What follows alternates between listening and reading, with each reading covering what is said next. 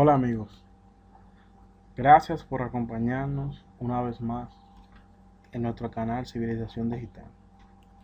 En esta ocasión estaremos hablando de las generaciones de la computadora. Aquí podremos ver cómo la computadora fue evolucionando hasta convertirse en el equipo que hoy en día conocemos. De inmediato empezamos con la primera generación. Esta empezó en el año 1951. En esta generación la computadora estaba fabricada de bulbos. Los bulbos son tubos de vidrio del tamaño de un foco que contienen dentro circuitos electrónicos. Un ejemplo de esta computadora, la primera generación, fue la UNIVAC 1, que fue construida por Eckert y Mauchly. Aquí podemos ver en las imágenes un ejemplo de las dimensiones que ocupaba esta computadora. En esta primera generación, la computadora de ese entonces se le introducía la información a través de tarjetas perforadas y se utilizaban unos tambores magnéticos para almacenar los datos.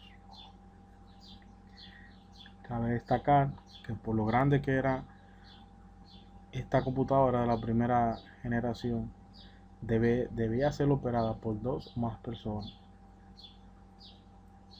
Su construcción salía muy costosa, consumían bastante energía eléctrica y emitían mucho calor.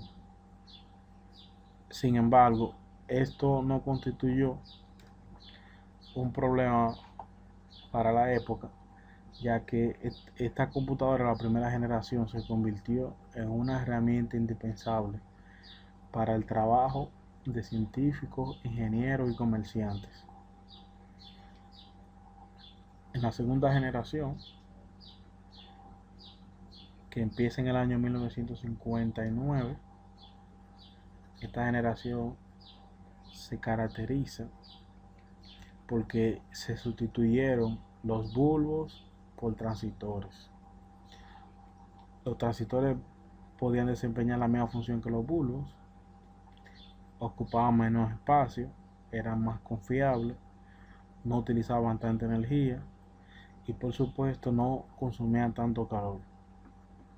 Además que en comparación con los bulbos, los transistores eran mucho más rápidos. El único inconveniente con los transistores eran que debían ser alambrados manualmente y debían ser soldados de manera manual también para formar el circuito. Ya en esta segunda generación se reemplazan la cinta magnética por unos núcleos magnéticos como forma de almacenamiento principal. Ya la cinta magnética pasan a lo que es un segundo plano. Entonces, en vez de usar tarjeta perforada para introducir la información, se usaban esas cintas magnéticas para introducir la información a la computadora. Podemos destacar también en esta segunda generación que ya la máquina en ese entonces eran programadas a través de un lenguaje de programación de alto nivel.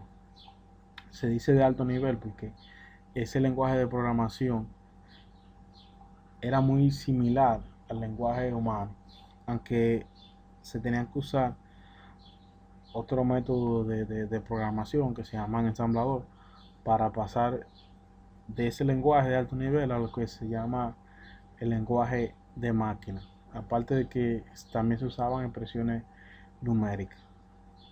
En esta generación o en esta época se conocieron dos lenguajes de programación que fueron el Fortran y el COBOL.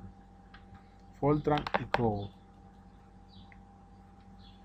Aquí podemos ya ver en imagen cómo se reduce de manera significativa el tamaño de la segunda generación de la computadora. También al reducirse el tamaño, el equipo se convierte más operativo, ya se necesitan menos personas para que éste pueda operar de manera eficiente. La tercera generación, que empieza en 1964, en esta generación pues se sustituyen los computadores que ya estaban hechos a base de transistores por circuito integrado. Los circuitos integrados tenían la particularidad de que podían contener miles de pequeños transistores en un solo chip. Por ende, ya ahí se reduce nuevamente y de manera muy significativa el tamaño de la computadora. No tanto su tamaño, también el equipo se convierte más eficiente. Estos chips eran más rápidos que el transistor, no necesitaban soldadura manual, porque en la arquitectura del computador los chips tenían la facilidad de que se pudieran desmontar hasta con las manos, y eso permitió que en esta generación también empezáramos a ver lo que son los sistemas operativos, porque a los chips integrados ser más rápido y más confiable, también subió la capacidad de procesamiento de la computadora. Ya podíamos ver equipos prácticamente de mesa, como lo que se pueden ver ahí en la imagen. En la computadora de la derecha, y ahí se ve una computadora con un interfaz gráfico, un sistema operativo, y en la izquierda se está usando a nivel de comando. En la cuarta generación, que empezó en 1971, se introduce la integración a gran escala de los circuitos integrados, y por esa integración, que no es más que reducir el tamaño de los dispositivos que antes existía, nace también el microprocesador. Este procesador ya contaba con una memoria, con lógica y con un circuito de control. Ya en esta ocasión el procesador pasa a ser la unidad de control del computador.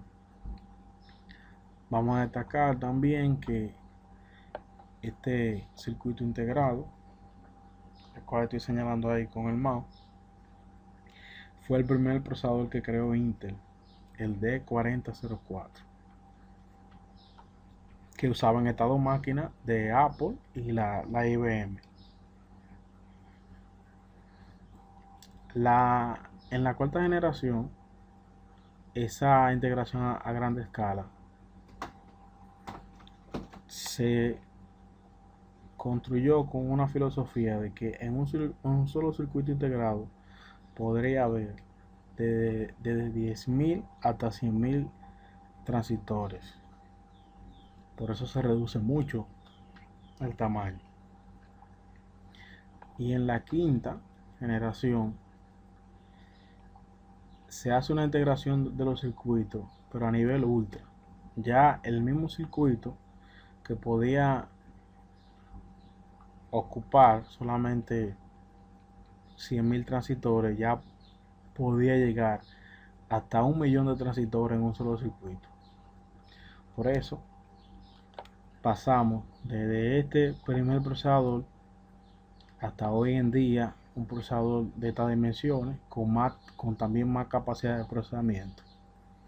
Anteriormente, dentro de la computadora podíamos ver estas cantidades de circuitos integrados, y ya esa gran cantidad de circuitos integrados fueron sustituidas por chips de estas dimensiones. Es decir, que también se reduce significativamente el tamaño de la computadora, pero también aumenta su capacidad de procesamiento.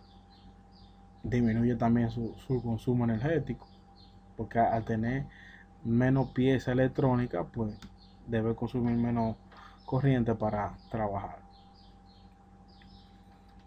Ya en esta última generación vemos equipos más o menos así, de uso doméstico o casero, en diferencia a las otras generaciones que eran equipos que solamente eran usados por personas interesadas en el área de la ciencia, ingeniería, que se tenían que ver obligados a usar estos equipos.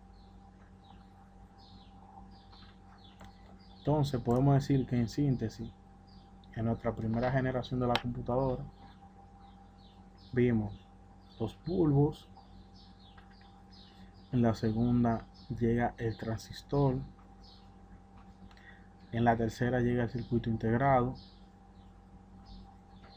en la cuarta se aumenta la integración de los circuitos y nace el microprocesador como unidad de control de la computadora, y en la quinta vemos una integración más amplia de lo que